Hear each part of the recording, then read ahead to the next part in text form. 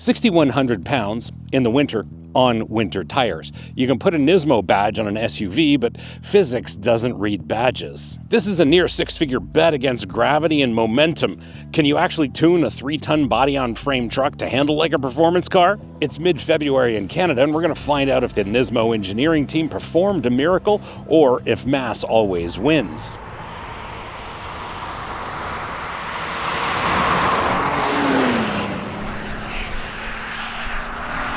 460 horsepower sounds impressive until you divide it by 6,100 pounds, and that's the math that Nissan doesn't include in the brochure. This twin-turbo V6 shoves hard from about 2,500 RPM, and all 516 pounds of it arrives like a freight train that's already late. And the thing is, it masks the weight beautifully at part throttle, but ask for everything, and you're reminded that maybe in this case, horsepower is a suggestion and mass is a fact. There is some active sound enhancement going on here, and it is doing some work. The NISMO exhaust adds a little bark and gives this a little bit of attitude, but this sound enhancement, it's not offensive, it's more optimistic than anything else. Throttle response is sharp enough and those turbos spool immediately, but it's not quite as sharp as the old V8 was. The 9-speed automatic here is that unsung hero that nobody seems to want to talk about. In normal driving, it's basically invisible.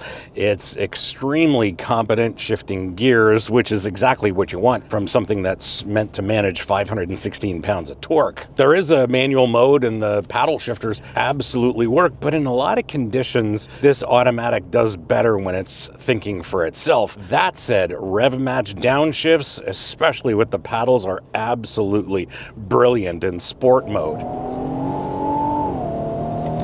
Full throttle upshifts are brilliant, they're quick, they're crisp, plus in manual mode, this acts like a proper gearbox. It will actually hold gears and won't automatically upshift for you. Love how they've tuned that, and perhaps it's one way that NISMO trusts NISMO buyers with this gearbox. It's not dual clutch quick, it's not pretending to be a dual clutch, but it's as quick as you're gonna get with an automatic gearbox. On winter tires, in all of the snow, slush, wet, cold pavement that I've been driving, the all-wheel drive system tells you how much it's working, which in these conditions is a lot. Torque distribution happens invisibly in the background, no drama and no flickering lights on the instrument cluster. Pull away from a stop in any kind of condition, whether it's in the snow or on this frigid pavement, and this thing just hooks up. Traction management is actually better than the NISMO badge suggests it should be. It's patrol DNA, not racetrack DNA, which is exactly what you want in conditions like this. That 460 horsepower number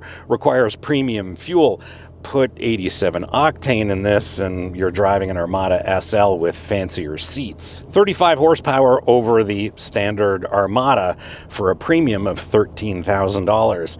That's $371 per additional horse. You could buy an actual horse for less and it would come without its own sound enhancement. When you rev it out to 6,000 RPM, this V6 sounds genuinely angry. And there in the upper end of the rev range, that's where this V6 forgets that it's supposed to be civilized. Subscribers get notified when new episodes drop on this channel. Non-subscribers hope the algorithm will show it to them eventually. And if you want to control when you see our episodes on YouTube, well, that's what the subscribe button does.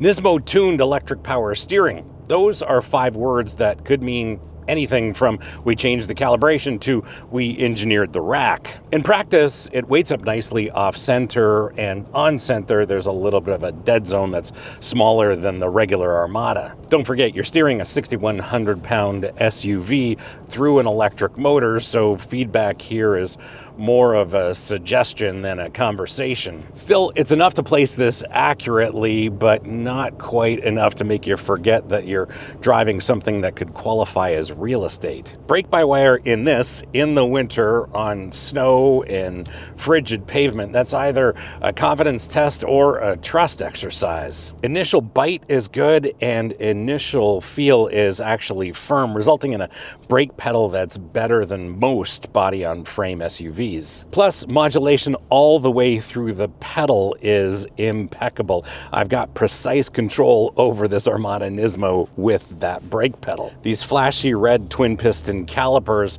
have more than enough bite to slow this down anytime, but on this greasy cold pavement or some snow, we find that the ABS is working overtime. And when ABS intervenes, it's smooth and everything is under control. And they've calibrated this brake system to know exactly what it's dealing with. This NISMO-tuned air suspension actually controls all of this mass extremely well. Sure, body roll exists, but it's exceptionally well controlled. The roll rate's managed, it's predictable and progressive. It's exactly what you want from a sporting SUV. You can hustle this through corners with precision, and that's better engineering than this platform has any right to claim. And winter roads in this Toronto area are a torture test for any vehicle, let alone a sporting SUV with low-profile tires. On these roads, it's all frost heaves, potholes, manhole covers that sit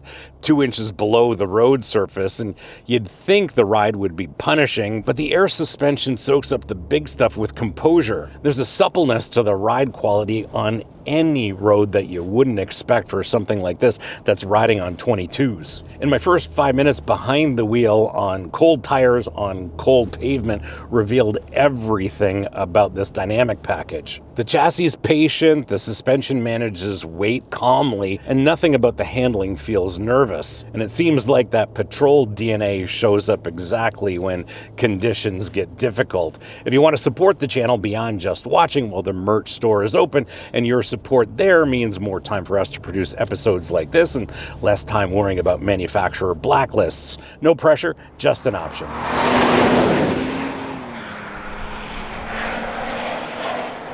These NISMO seats have adjustable side bolsters, and that might sound absurd, but they're genuinely useful. Tighten them up and you'll actually be held in place through corners rather than sliding across the seat surface like a hockey puck on fresh ice. There's lots of adjustability in the seat and plenty of adjustment in the steering column as well, so I'm set up perfectly here behind the wheel. Speaking of the wheel, it does have a red ring at the top to make sure you know when you're pointed straight if you're interested in drifting this Armada NISMO. Visibility is excellent. You're seated high off the road, tall glass all around. Plus, this has the first camera mirror I've seen that has a menu so you can adjust things like brightness. The only thing you can't do is adjust the field of view. The infotainment system runs Google natively, and if you run the system alone, unlike me who runs it on CarPlay all the time, it works brilliantly and you've got a lot of engagement points with the Google system on its own. Physical buttons, switches, and dials still exist. They have not been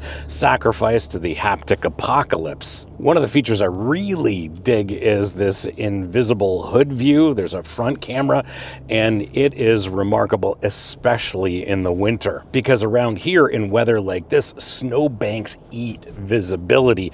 That camera system gives it all back. This Klipsch audio system is genuinely excellent. Something like 12 speakers and 600 watts, and I suppose it has to be good because there is that active sound enhancement going on competing for your ear's attention. One of the things I do find frustrating is that this drive mode selector doesn't remember your choice after you switch off the Armada. Every restart defaults back to standard mode. It's a patrol that learned to corner and then immediately forgot your drive mode when you restarted it. And on a vehicle with a NISMO badge, that's a daily annoyance that should have been caught in the first week of testing. The like button tells YouTube to share this episode with other people like you interested in an episode like this. And if this video gave you more information than a brochure or a press release, well, that's the entire ask.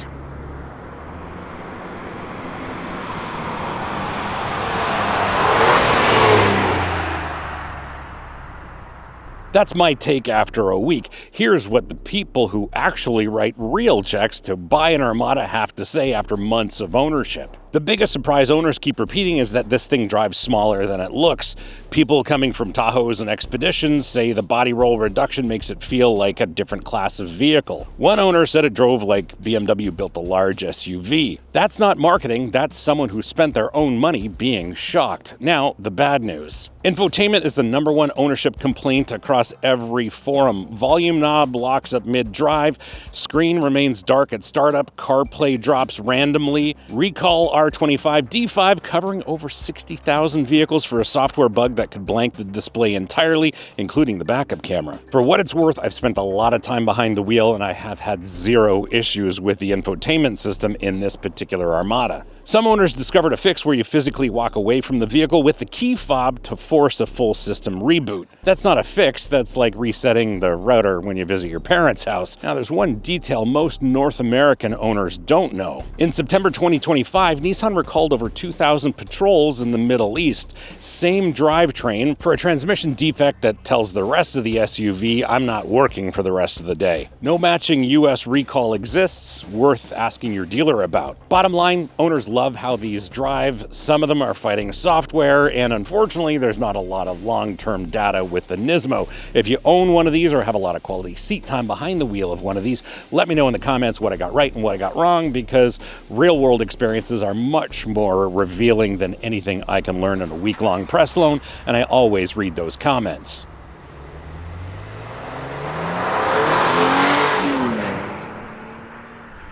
So does NISMO tuning allow a 6,100-pound SUV to beat the laws of physics? Well, no, but it did force a stalemate. It's proof that NISMO understands what performance means when your platform is a body-on-frame truck. They didn't try to make this a GTR, they made a Patrol that learned to corner. The air suspension, the steering calibration, the way it manages mass, that's real engineering, not badge engineering. If you're cross-shopping a Wagoneer or a Yukon Denali and you actually care how the thing drives, not just how it looks in a parking lot, this Armada NISMO belongs on your list. It's not for the person chasing lap times or bragging about horsepower at dinner parties. It's for someone who wants a full-size SUV that doesn't feel like a full-size SUV from behind the wheel. Admittedly, that's a narrow audience, but it's the right one. One of the dirty little secrets in the automotive media business is that most winter press launches happen in Arizona or Southern California. But this review happened in mid-February in Canada. And if this NISMO can handle these kind of conditions, your commute won't be a problem. This winter test answered the question better than summer performance tires ever could.